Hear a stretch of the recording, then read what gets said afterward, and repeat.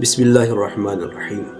گزارش یہ ہے کہ آپ یہ پوری ویڈیو سنیں گے تاکہ آپ کو پوری بات سمجھ میں آئے۔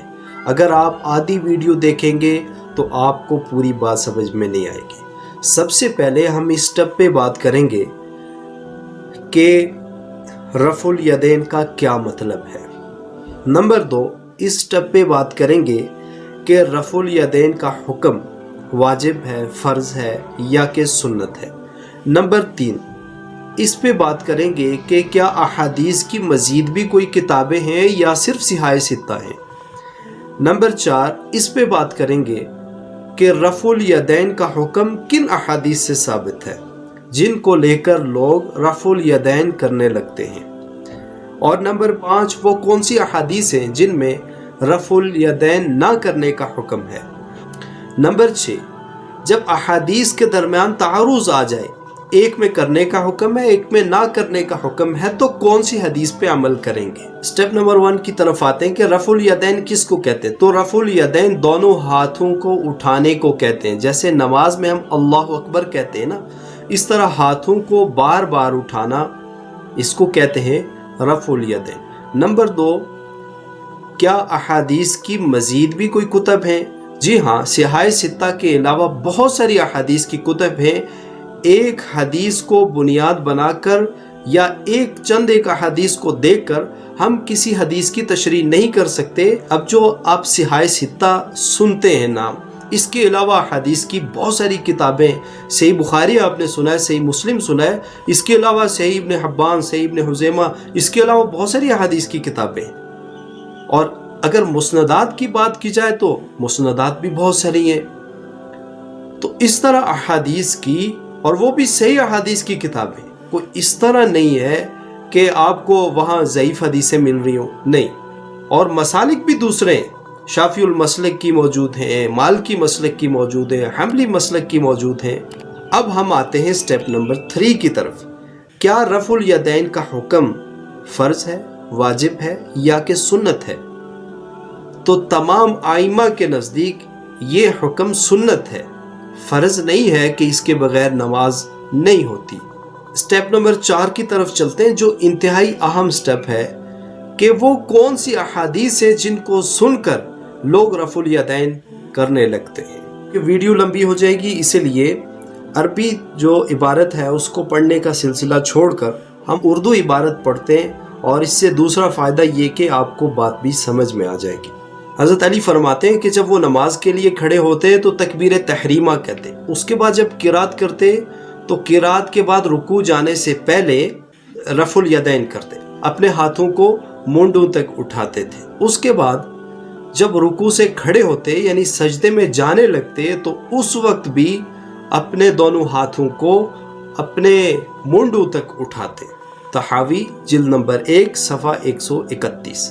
روایت نمبر 2، حضرت عبداللہ بن عمر رضی اللہ فرماتے ہیں کہ میں نے رسول اللہ صلی اللہ علیہ وسلم کو نماز پڑھتے ہوئے دیکھا، آپ نے تکبیر تحریمہ کہی، اس کے بعد جب آپ نے قرات کی، قرات کے بعد آپ نے پھر رفع الیدین کیا، پھر آپ نے رکوع کیا، اور رکوع سے جب اٹھے تو آپ نے پھر رفع الیدین کیا، پھر آپ سجدے میں چلے گئے۔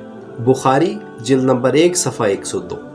حضرت وائل بن حجر رضی اللہ کہتے ہیں کہ میں نے رسول اللہ صلی اللہ علیہ وسلم کو دیکھا کہ آپ جب تکبیر تحریمہ کہتے، اس کے بعد قرات سے فارغ ہو جاتے، اس کے بعد رکوع سے فارغ ہو جاتے، اور جب سجدے میں جانے لگتے تو اس وقت آپ رفع الیدین کرتے تھے۔ طحاوی جلد نمبر 1 صفحہ 131۔ روایت نمبر 4 ہے، حضرت مالک بن حویرث فرماتے کہ میں نے رسول اللہ صلی اللہ علیہ وسلم کو دیکھا کہ آپ جب نماز میں تکبیر تحریمہ کہتے اور رکوع میں جانے لگتے اور رکوع سے سر اٹھاتے تو اپنے دونوں ہاتھوں کو دونوں مونڈوں کے قریب کر لیتے تھے۔ مسلم جلد نمبر 1 صفحہ 168۔ روایت نمبر 5 ہے، حضرت ابو ہریرہ رضی اللہ فرماتے ہیں میں نے رسول اللہ صلی اللہ علیہ وسلم کو نماز پڑھتے ہوئے دیکھا، آپ تکبیر تحریمہ کے وقت دونوں ہاتھوں کو کانوں تک اٹھاتے تھے، اس کے بعد جب آپ رکوع میں جانے لگتے اور سجدے میں جانے لگتے تو دونوں وقت میں آپ رفع الیدین کرتے تھے، یعنی دونوں ہاتھوں کو کندھوں تک اٹھاتے تھے۔ جناب، یہ تمام وہ احادیث ہیں جن میں रसूलुल्लाह सल्लल्लाहु अलैहि वसल्लम का फरमान, रसूलुल्लाह सल्लल्लाहु अलैहि वसल्लम का अमल या सहाबा का अमल ये है कि वो खुद रफ़ुल यदैन कर रहे हैं। जनाब अब वो हदीस सुनिएगा जिनमें रसूलुल्लाह सल्लल्लाहु अलैहि वसल्लम ने रफ़ुल यदैन ना करने का हुक्म दिया है, और आपसे अमली तौर पर और सहाबा से अमली तौर पर वो अहादीस जिनमें सहाबा कराम ने और आप सल्लल्लाहु अलैहि वसल्लम ने रफ़ुल यदैन नहीं किया, अब वो अहादीस सुनिएगा। अगरचे अहादीस की बहुत सारी किताबें हैं, लेकिन हदीस का जवाब हदीस में ही मौजूद होता है। इमाम अबू हनीफा रहमतुल्लाह अलैह के नज़दीक रफ़ुल यदैन करना ये हुक्म मनसूख हो चुका है। क्यों मनसूख है, किन अहादीस की बिना पर है? नंबर 1, हज़रत बरा बिन आज़िब रज़ी अल्लाह फरमाते हैं कि मैंने रसूलुल्लाह सल्लल्लाहु अलैहि वसल्लम को नमाज पढ़ते हुए देखा, आपने सिर्फ तकबीर तहरीमा में अपने हाथों को उठाया, इसके अलावा पूरी नमाज में आपने रफ़ुल यदैन नहीं किया। अबू दाऊद जिल्द नंबर 1 सफ़ा 109। हज़रत अब्दुल्लाह इब्न मसूद रज़ी अल्लाह ताला अन्हु रिवायत करते हैं कि रसूलुल्लाह सल्लल्लाहु अलैहि वसल्लम जब नमाज शुरू करते तो सिर्फ तकबीर तहरीमा के वक्त अपने दोनों हाथों को कंधों तक उठाते थे, उसके बाद आप नमाज के आखिर तक दोनों हाथों को नहीं उठाते थे। तहावी जिल्द नंबर 1 सफ़ा 132।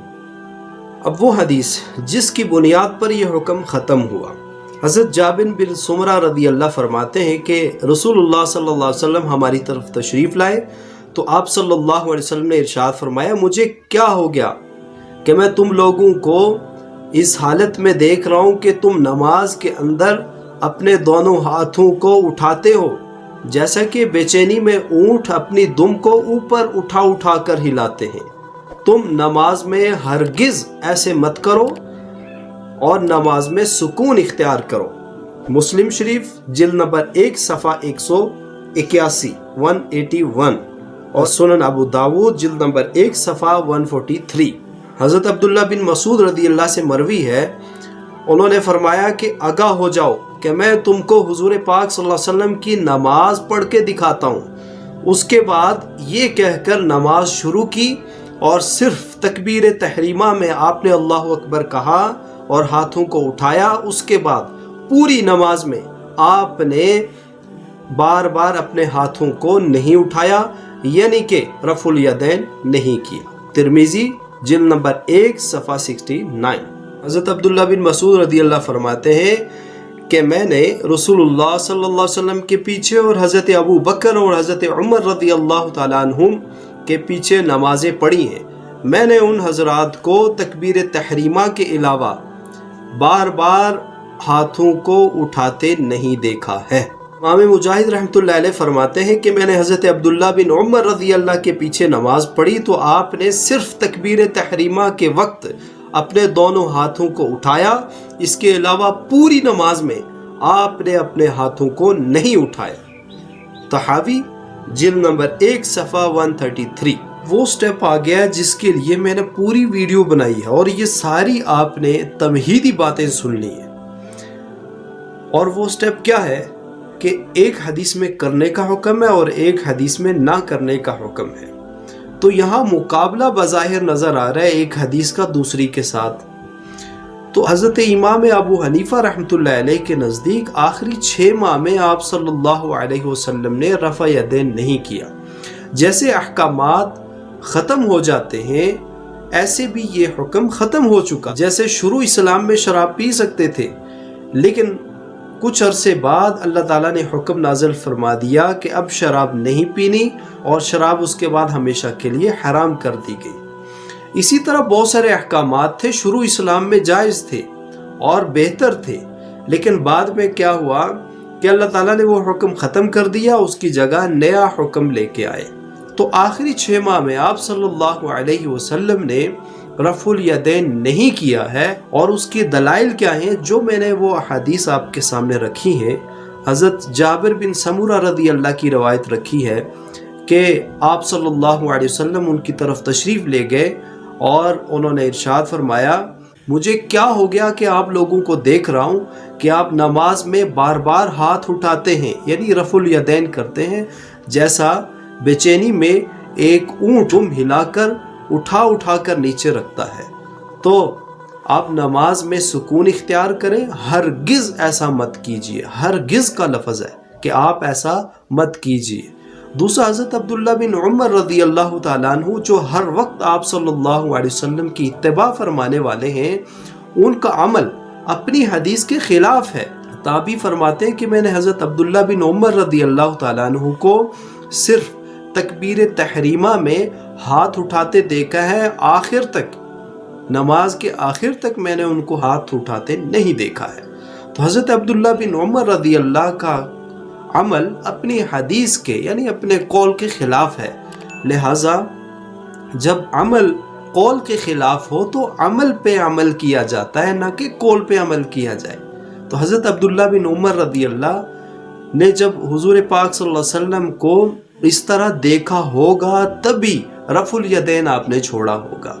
اگر حضرت وائل بن حجر رضی اللہ تعالیٰ عنہ کی ایک روایت موجود ہے کہ رسول اللہ صلی اللہ علیہ وسلم کو میں نے رفع الیدین کرتے دیکھا ہے، تو حضرت عبداللہ بن مسعود رضی اللہ جو حضور پاک صلی اللہ علیہ وسلم کے گھر میں ہر وقت انہیں آنے جانے کی اجازت تھی، تو انہوں نے 50 مرتبہ حضور پاک صلی اللہ علیہ وسلم کو رفع الیدین نہ کرتے دیکھا ہوگا۔